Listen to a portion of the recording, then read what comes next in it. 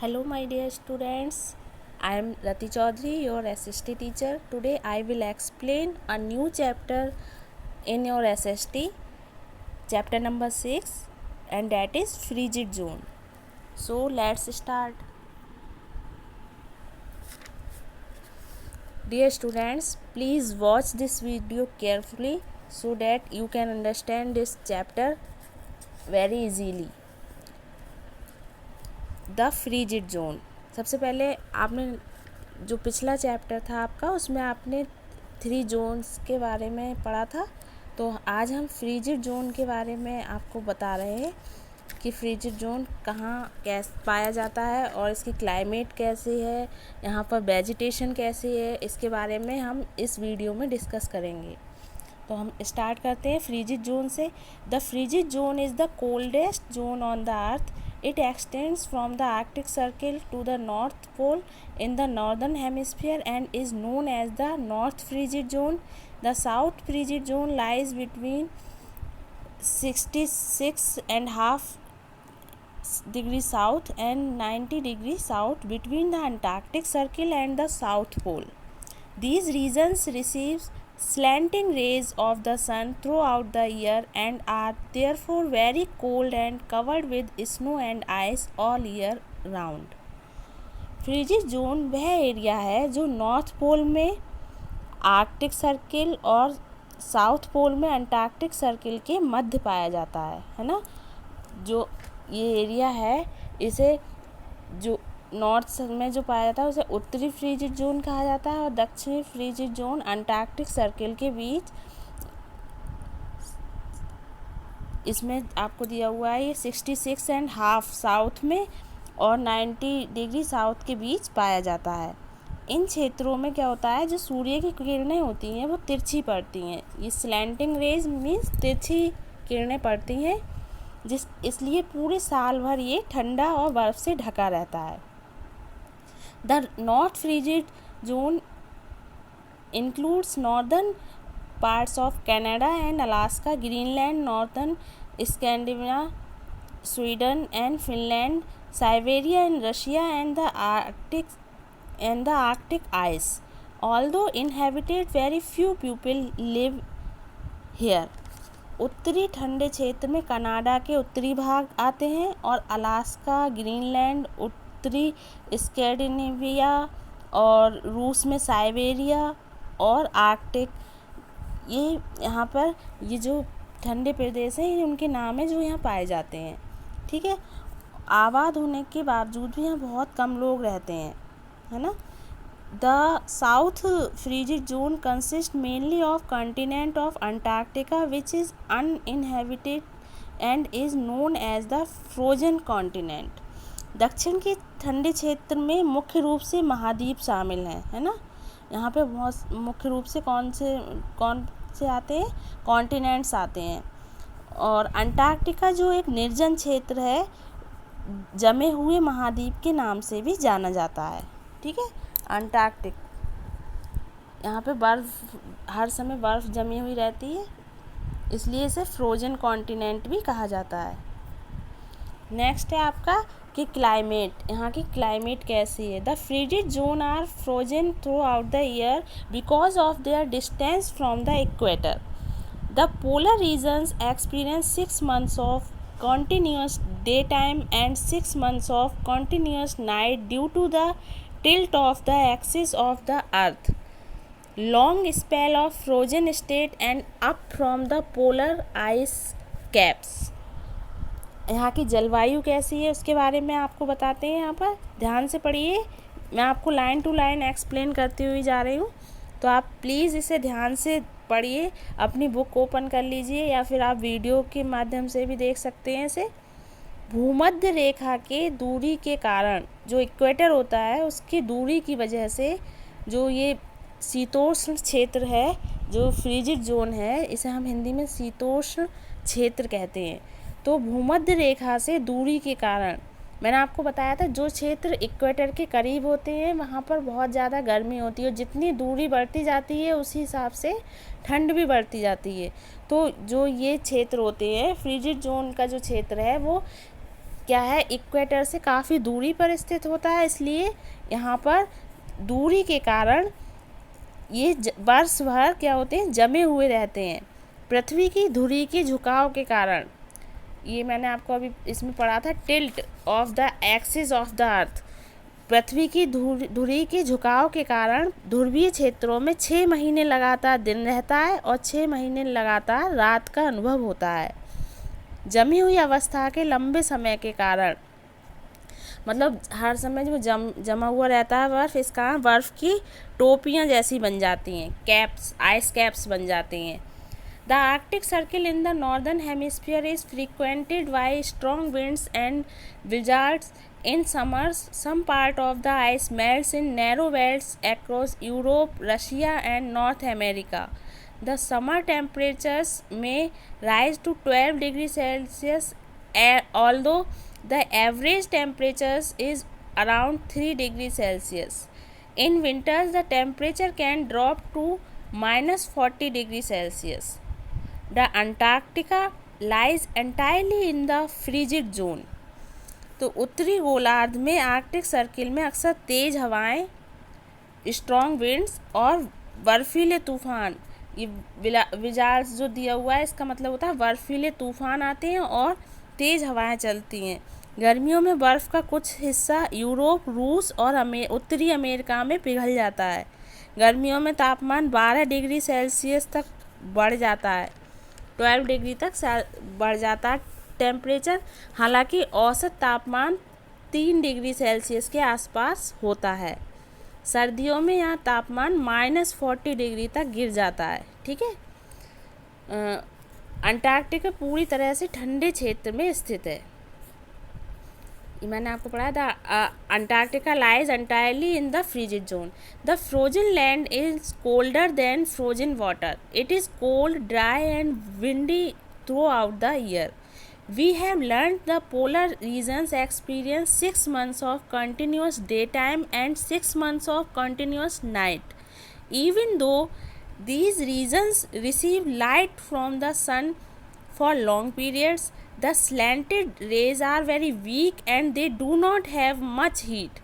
The polar regions get to witness a rare occurrence in which the night sky is lit up with spectacular lights, red, blue and green.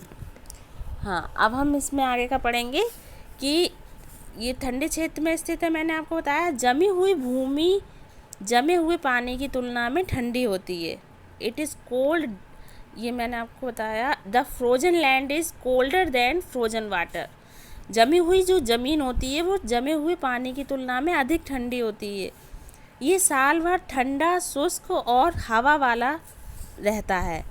यहाँ हमने सीखा था कि ध्रुवीय क्षेत्रों में 6 महीने लगातार रात और 6 महीने लगातार दिन का अनुभव होता है। भले ही इन क्षेत्रों को सूर्य से लंबे समय तक प्रकाश मिलता है, सूर्य से प्रकाश तो इन्हें लंबे समय तक मिलता है, स्लैंटिंग रेज पड़ती हैं, तिरछी किरणें पड़ती हैं, लेकिन क्या होता है, तिरछी किरणें जो होती हैं वो बहुत ही कमज़ोर होती हैं और उनमें गर्मी बहुत कम होती है। इसलिए क्या होता है, ध्रुवीय क्षेत्रों में एक दुर्लभ घटना भी देखने को मिलती है जिसमें रात का आकाश शानदार रोशनी से जगमगाता है, लाल, नीला और हरे रंग का। ठीक है, these are called aurora borealis in the north and aurora australis in the south. इसे उत्तर में ऑरोरा बोरेलिस कहते हैं और दक्षिण में ऑरोरा ऑस्ट्रेलिस कहा जाता है। जो ये आसमान लाल, नीला, हरा रंग का चमकता है रात में। They are caused by the particles emitted by the sun which hit the Earth's atmosphere. ये सूर्य द्वारा उत्सर्जित कणों के कारण होते हैं जो पृथ्वी के वायुमंडल से टकराता है, तो ये आपको कलरफुल दिखाई देता है आकाश। ठीक है, नेक्स्ट आते हैं। आई होप आपको पसंद आ रहा होगा, आपको समझ भी आ रहा होगा जो मैं एक्सप्लेन कर रही हूँ।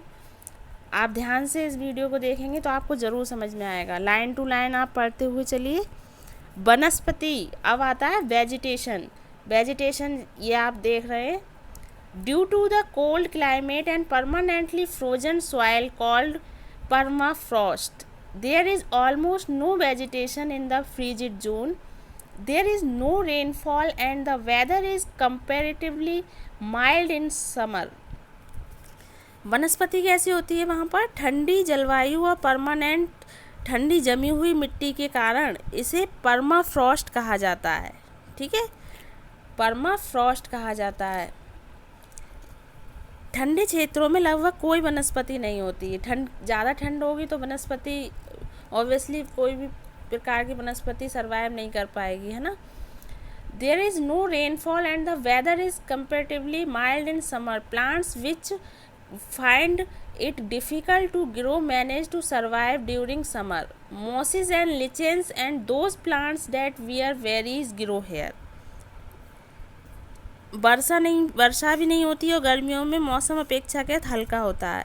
यहाँ पर मोस्टली क्या होते हैं? काई, लाइकेन और जामुन धारण करने वाले पौधे उगते हैं।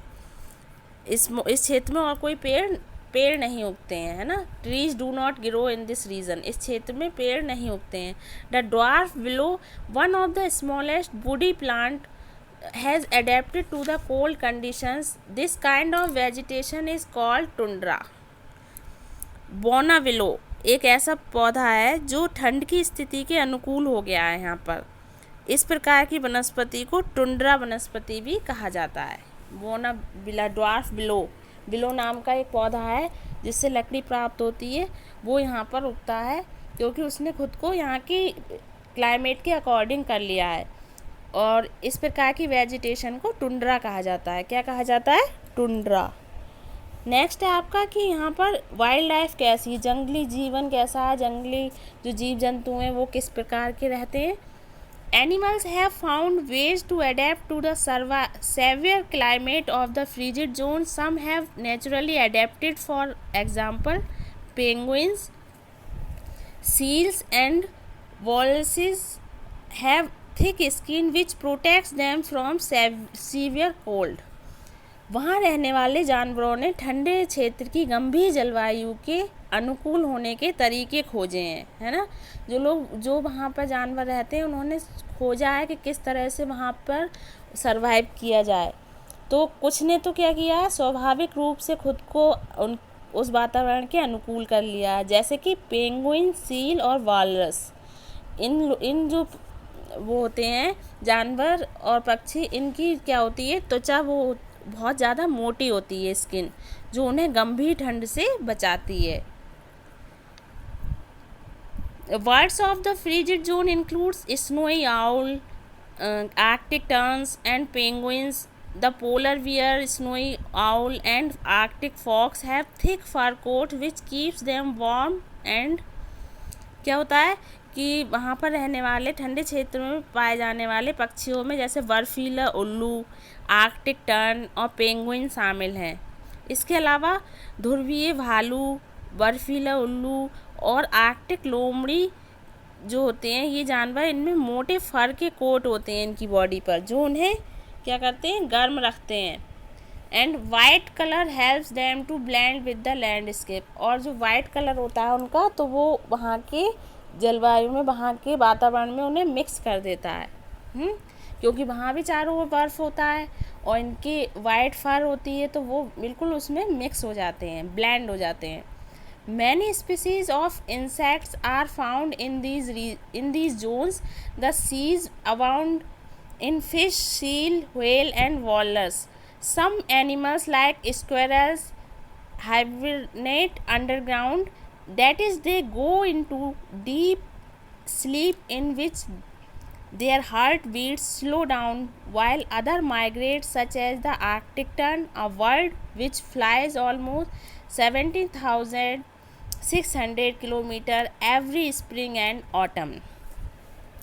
कुछ जानवर क्या होता है, ये मैंने आपको बताया कि इसमें अभी हमने बताया था आपको कि उनकी बॉडी गर्म रहती है ना, वो वाइट कलर की उनके ऊपर फर होती है। इन क्षेत्रों में कई कीटों की भी प्रजातियां पाई जाती हैं। मैंने आपको बताया कि इंसेक्ट्स भी पाए जाते हैं। तो इंसेक्ट्स कौन कौन से, समुद्री मछली, सील, व्हेल और वालरस, ये जो हैं इंसेक्ट्स पाए जाते हैं। इसके अलावा क्या होता है, कुछ जानवर जैसे गिलहरी भूमिगत हाइबरनेट करते हैं, यानी वो गहरी नींद में चले जाते हैं, और जिसमें उनकी धड़कन जो है वो धीमी हो जाती है, जबकि अन्य पक्षी माइग्रेट कर जाते हैं, मतलब दूसरी जगह चले जाते हैं। जैसे आर्कटिक टर्न, ये एक ऐसा पक्षी है जो हर बसंत और शरद ऋतु में क्या करता है, लगभग 17,600 किलोमीटर तक उड़ता है, दूसरी जगह चला जाता है ना। उसके बाद क्या होता है, आर्कटिक के लोग क्या करते हैं, ये मैंने आपको बताया। Arctic people heard reindeer and depend on them for food and clothing. Arctic circle के लोग क्या करते हैं, 12 सिंगों को पालते हैं और भोजन और कपड़ों के लिए उन्हीं पर निर्भर रहते हैं। अब नेक्स्ट आपका आता है कि पीपल, वहाँ के लोग कैसे हैं। Due to the climate of the frigid zone very few people live in these regions. ठंडे क्षेत्रों की जलवायु के कारण क्या होता है, बहुत कम लोग ही वहाँ पर रहते हैं। In the Arctic, people live in tribes and occupy the coastal regions which comprise parts of Greenland, Canada and United States and Russia. Arctic में लोग जनजातियों में रहते हैं और कोस्टल क्षेत्रों पर कब्जा करते हैं, जिसमें ग्रीनलैंड, कनाडा, यूनाइटेड स्टेट्स और रूस के हिस्से शामिल हैं। ठीक है। Some of the tribes are the Inuits of Russia. कुछ जनजातियां हैं, जैसे रूस में क्या है, रूस और कनाडा में और ग्रीनलैंड में क्या पाए जाते हैं, रूस, कनाडा और ग्रीनलैंड में इन्यूट्स पाए जाते हैं। ठीक है। स्कैंडिनेविया, इसमें क्या पाया जाता है, डेनमार्क, नॉर्वे और स्वीडन में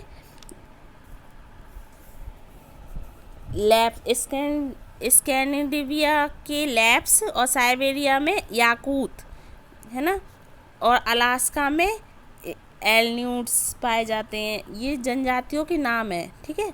अलास्का में एल्न्यूट्स, उन्हें एस्किमोज भी कहा जाता है। एल्न्यूट्स जो पाए जाते हैं इनको they are also known as Eskimos, इन्हें हम एस्किमोज भी कहते हैं। ये आप देख सकते हैं पिक्चर में कि एस्किमोज इस तरह से फर के कोट पहने हुए बिल्कुल कवर्ड रहते हैं, और क्या होता है, ये बर्फ़ के बने हुए घरों में रहते हैं, जिन्हें इग्लूज कहा जाता है। इस तरह से बने होते हैं, ये आप यहाँ देख सकते हैं, इग्लूज आपको दिखाई दे रहा होगा। तो ये उन्हें एस्किमोज कहा जाता है, बर्फ़ के घरों में रहते हैं, जिन्हें इग्लू कहा जाता है। ठीक है।